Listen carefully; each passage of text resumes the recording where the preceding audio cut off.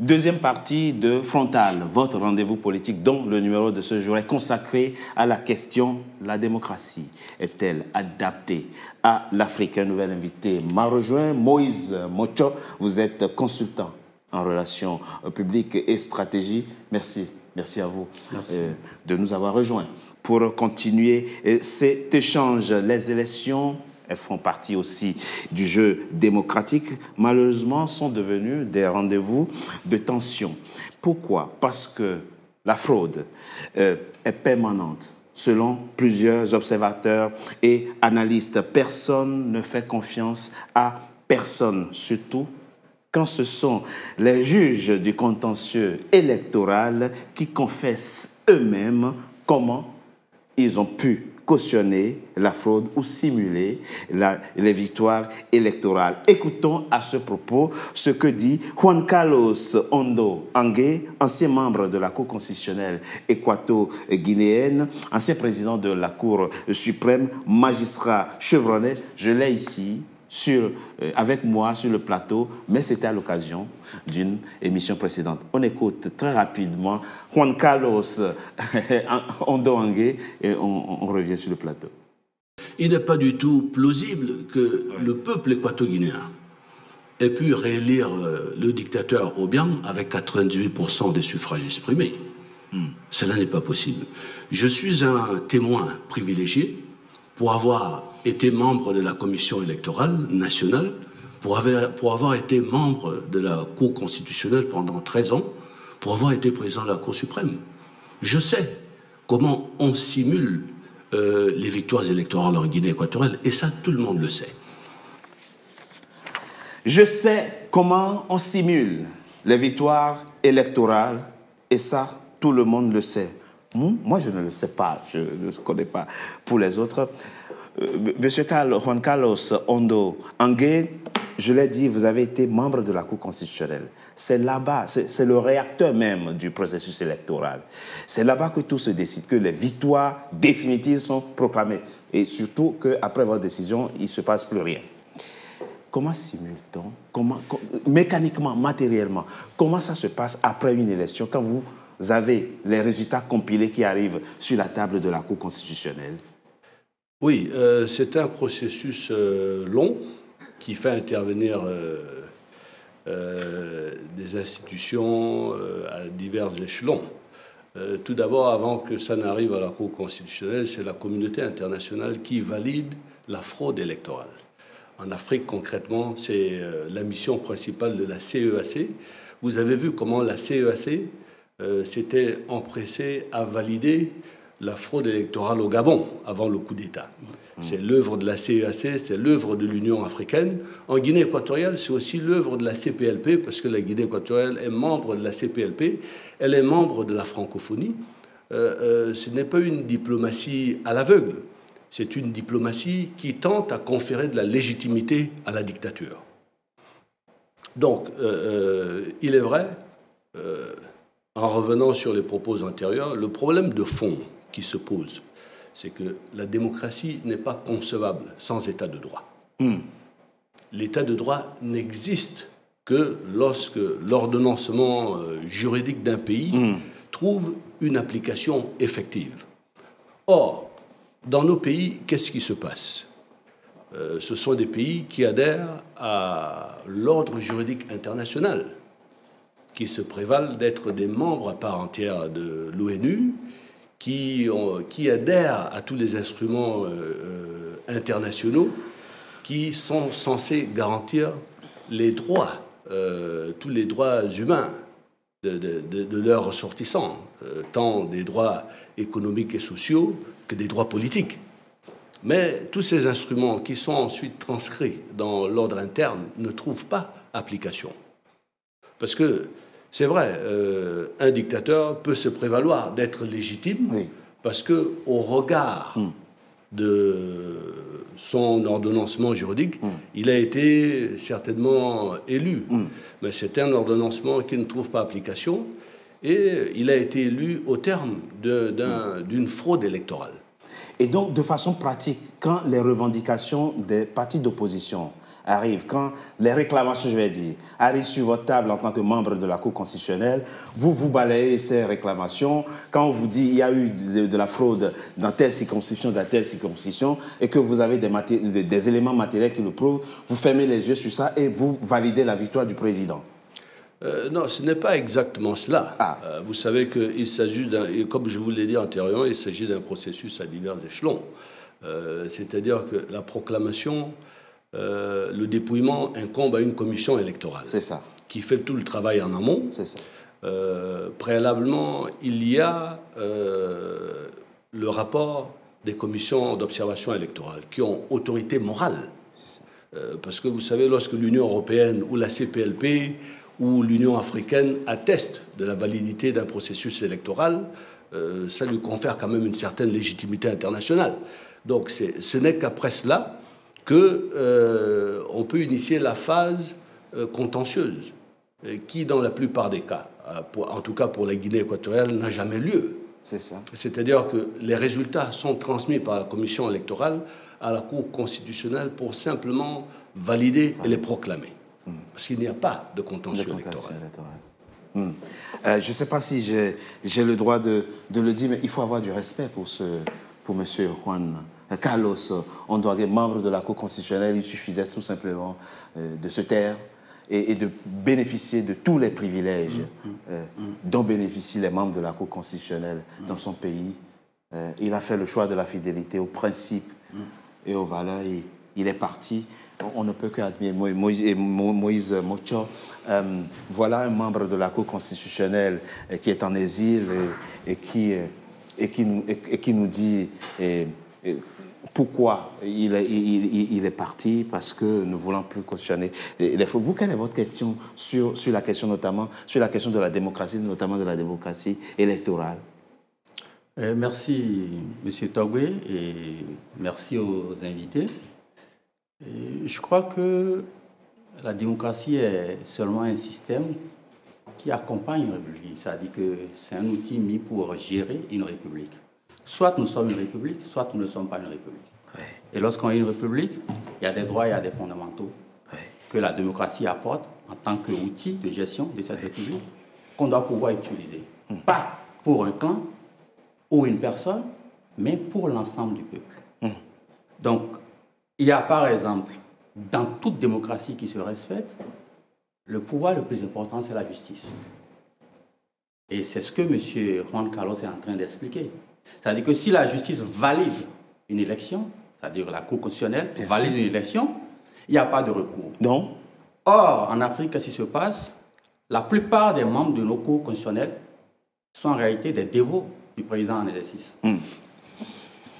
Excusez-moi le terme, monsieur.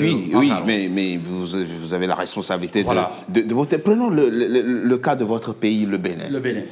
Est-ce que, au regard de son expérience politique, démocratique, depuis la conférence de février 90 à aujourd'hui, on peut dire que les Béninois ne sont pas capables de démocratie?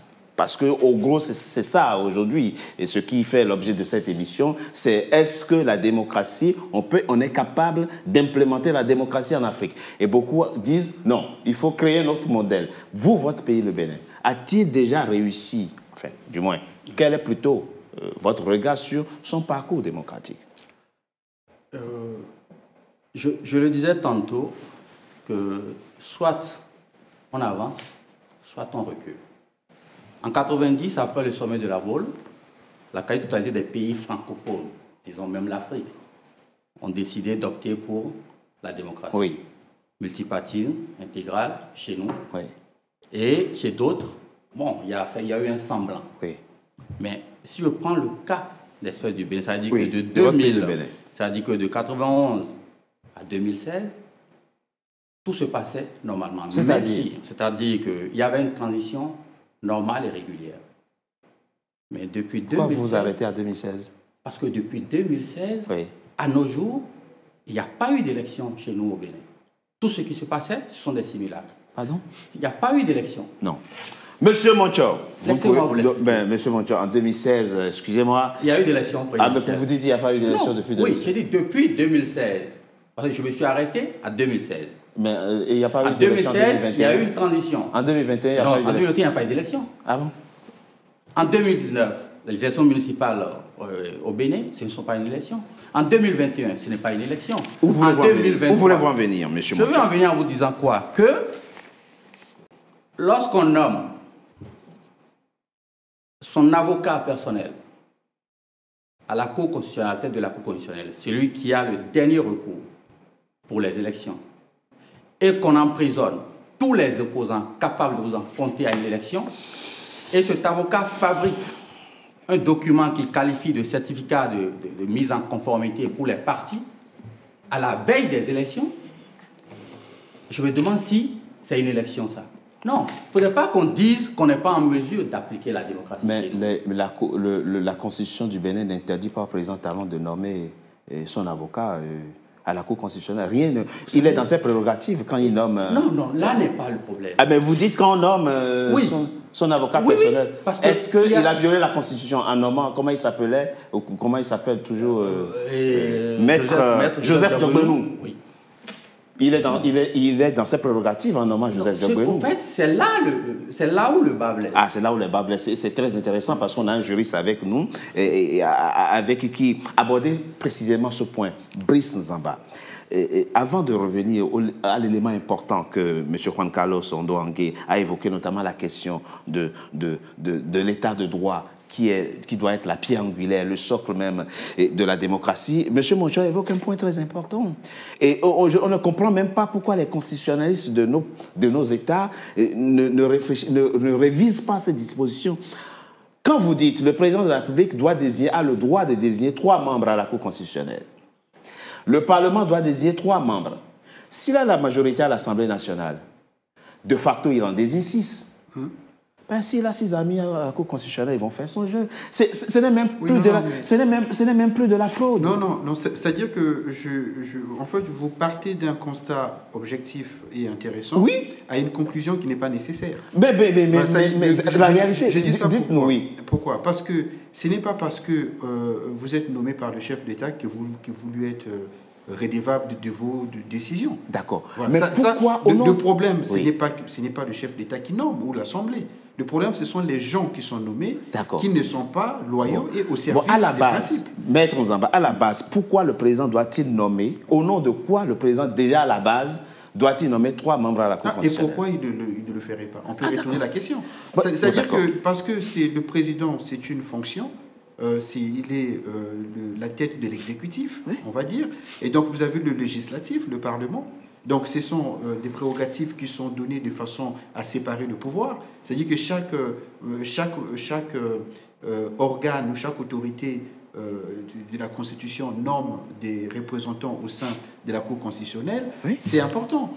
Mais ce n'est pas en soi. Vous voyez, ne reproche pas. Non, même en France. En France, vous avez des membres du Conseil constitutionnel qui sont encartés dans des partis politiques. Oui. Voilà, bon, c'est pas pour autant qu'ils vont dire que comme c'est un projet de loi qui vient, une proposition de loi qui vient de notre parti, que forcément on va dire oui. Non, je parle de la question du contentieux électoral. Oui, mais même pour le contentieux, au niveau du contentieux électoral, moi je reviens parce que pour moi le vrai problème, ce sont les élites. Parce que nous, on a des élites qui sont corrompues. Le vrai problème, il est là. C'est-à-dire qu'il ne faut pas aller chercher loin. Les gens comme M.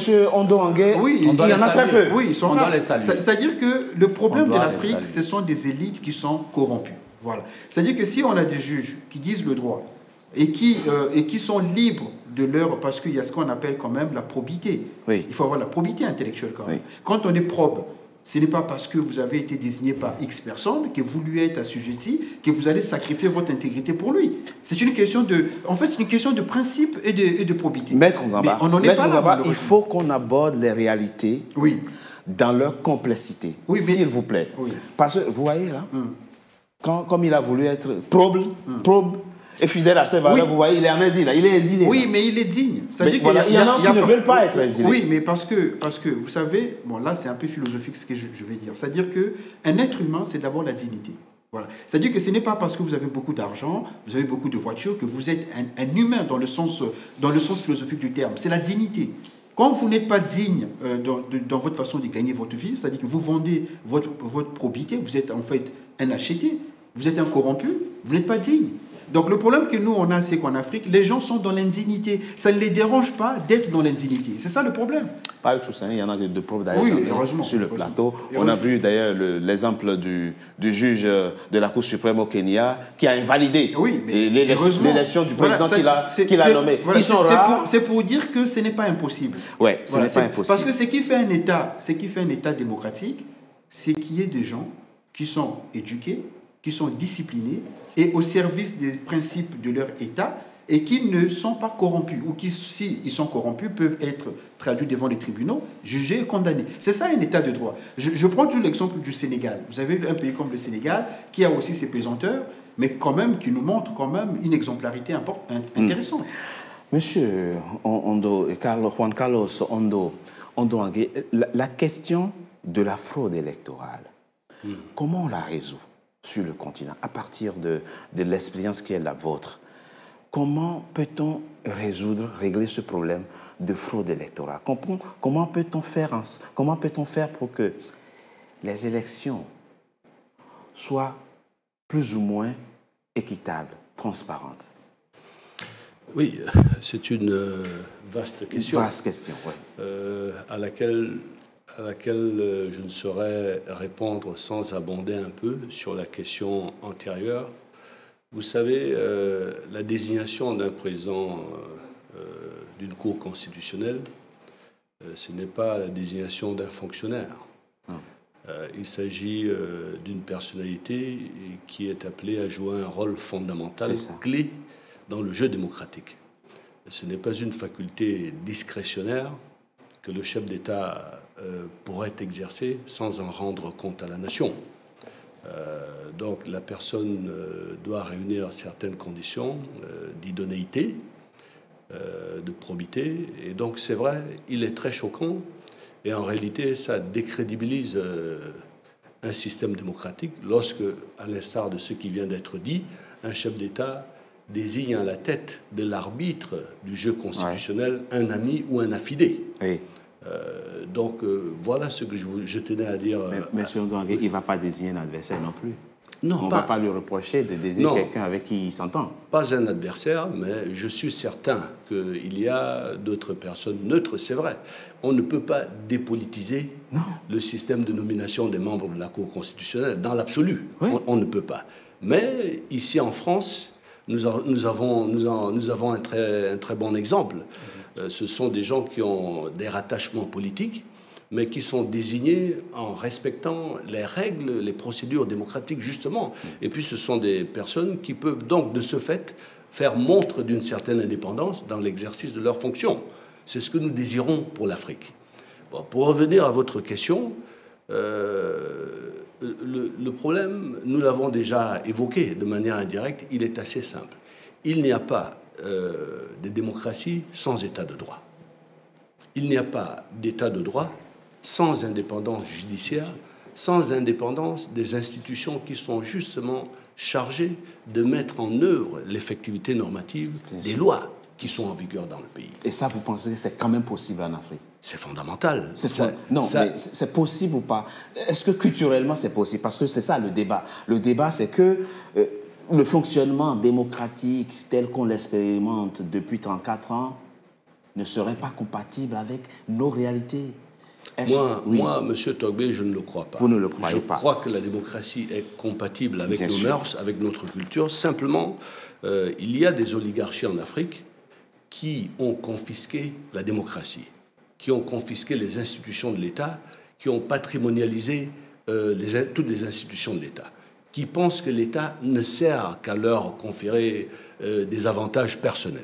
C'est ça, le drame de l'Afrique. Merci. Je propose qu'on marque une courte pause. On se retrouve dans quelques instants pour la dernière partie de notre émission. À tout de suite.